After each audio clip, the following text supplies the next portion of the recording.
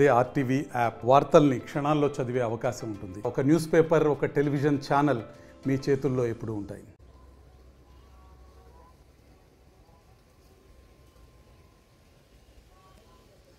మేమైతే మా స్పీకర్ గారికి సభ్యులు ప్రతిరోజు అటెండెన్స్ కనిపిస్తాయి. ఎంతమంది ఉన్నారు ఏంది, ఒక్కొక్కరికి ఒక్కొక్క ప్లేస్ సీట్ కేటాయిస్తారు. ఆ సీట్లలో ఎవరు కనపడలా. దానిలో కనపడింది తెలుగుదేశం పార్టీ, ఆ తర్వాత ఉన్నటువంటి వాళ్ళు జనసేన వాళ్ళు, ఆ తర్వాత వరుసలో ఉంది బీజేపీ వాళ్ళు, ఆ తర్వాత వైసీపీకి కేటాయించారు సీట్లు. ఒక్కరు ఒకరోజు కనపడలా. తర్వాత ఈ మధ్య అసెంబ్లీ సెక్రటరియట్ వాళ్ళు కొంతమంది వచ్చి సంతకాలు పెట్టి పోయినట్టుగా రికార్డులో కనపడుతున్నాయని అన్నారు. అది దాన్ని బట్టి అర్థం చేసుకోవాలి. అంటే అసలు వాళ్ళు వచ్చారా, వాళ్ళ బదులు కౌన్సిల్లో ఉన్న వాళ్ళు ఇంకెవరన్నా కానీ ఇంకెవరైనా మేనేజర్ సంతకాలు పెట్టారు, అది కూడా చూసుకోవాల్సిన అవసరం ఉంది.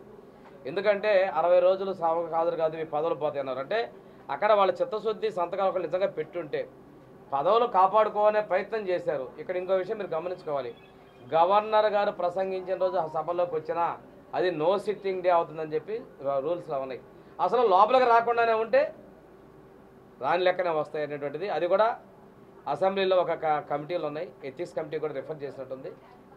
ఈ కొన్ని నియమాలని కమిటీ నిర్ణయాలు ఉంటే వాటిని బయట మాట్లాడే పరిస్థితులు కాదండి. పెన్ను నానిడికి జగన్ ట్రైనింగ్ తీసుకుంటే ఈ రాష్ట్రం సర్వనాశనం అయిపోయింది. ఇక వాళ్ళలాగా పారిపోయి ఉంటారు. 11-12 అవసరం పరిస్థితి మాకు లేదు.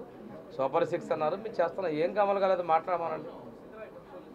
ఏం మాట్లాడట్లేదో చెప్పండి. వాళ్ళ భార్య గోడౌన్లు కేసులు అవన్నీ మీ పాపాలు బయటకు వస్తా ఉన్నాయి. తవ్వితే చాలా వస్తాయి. కక్ష సాధింపు చర్యలు మేము పాల్పట్టలేదు. అభివృద్ధి సంక్షేమే దృష్టి పెట్టాం. ఈరోజు కూడా ఫీజు రియంబర్స్మెంట్ మనం మేము 788 కోట్లు ఇస్తే ఈరోజు మళ్ళీ 600 కోట్లు ఇచ్చాము, 1348 కోట్లు ఇచ్చాము. మళ్ళీ రేపు ఇంకొక 400 కోట్లు ఇవ్వబోతున్నాం. గతంలో మీరు పెట్టిన బకాయిలే 4217 కోట్లు మీ బకాయిలే. మొన్ననే అసెంబ్లీలో చెప్పాను, మీరు ఫాలో అవ్వలేదేమో. నీవు పెట్టిన బకాయిల కోసం ధర్నా చేసేటువంటి వ్యక్తి నువ్వే. నువ్వు పెంచిన విద్యుత్ ఛార్జీల కోసం ధర్నా చేసింది నువ్వే. ఒక సరికొత్త రికార్డు సృష్టిస్తున్న దిట్ట మీ ప్రభుత్వం. అందువల్ల మేము వరుసగా చేస్తున్నాం. చేసిందా లేదు, డిఎస్సీ రేపు నోటిఫికేషన్ ఇవ్వబోతున్నాం. ఎన్టీఆర్ భరోసా పెన్షన్ని పెంచాము. అదేవిధంగా దీపం పథకాన్ని ఇచ్చడం జరిగింది. తల్లికి వందనం ఈ విద్యా సంవత్సరంలో మేము ఇస్తున్నాం.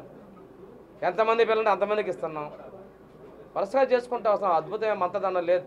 మీలాగా 15,000 ఇద్దరికి ఇస్తాము, 2 సంవత్సరాలు ఇస్తామని చెప్పి 13,000 ఒకరికి ఇచ్చిన సంవత్సరం తర్వాత వచ్చాం. అది కూడా మీరు ఆ రోజు మీ నోరులు ఏమైపోయినాయి. మీరు మాట్లాడే శక్తి లేదు. మీకు ఛానల్ ఉంది, మీడియా ఉంది, మాట్లాడుకుంటారు. ఇది తప్పండి. ప్రజల్లో ఎంత మీరు అసత్యాలు చెప్పినా ప్రజలు నమ్మే పరిస్థితి లేదు. పనిచేసే వాళ్ళకి అవసరమైతే లోపాలుంటే చెప్పండి, మెరుగైన సేవలు ఇవ్వడానికి ముందుకు రండి. అంతేగాని ఇటువంటి లేనిపోయిన విమర్శలు చేయదు. మరిన్ని వీడియోస్ కోసం ఛానల్ ని సబ్స్క్రైబ్ చేయండి. లేటెస్ట్ అప్డేట్స్ కోసం వాట్సాప్ ఛానల్ ని ఫాలో అవ్వండి. అండ్ లింక్ డిస్క్రిప్షన్ లో ఉంది.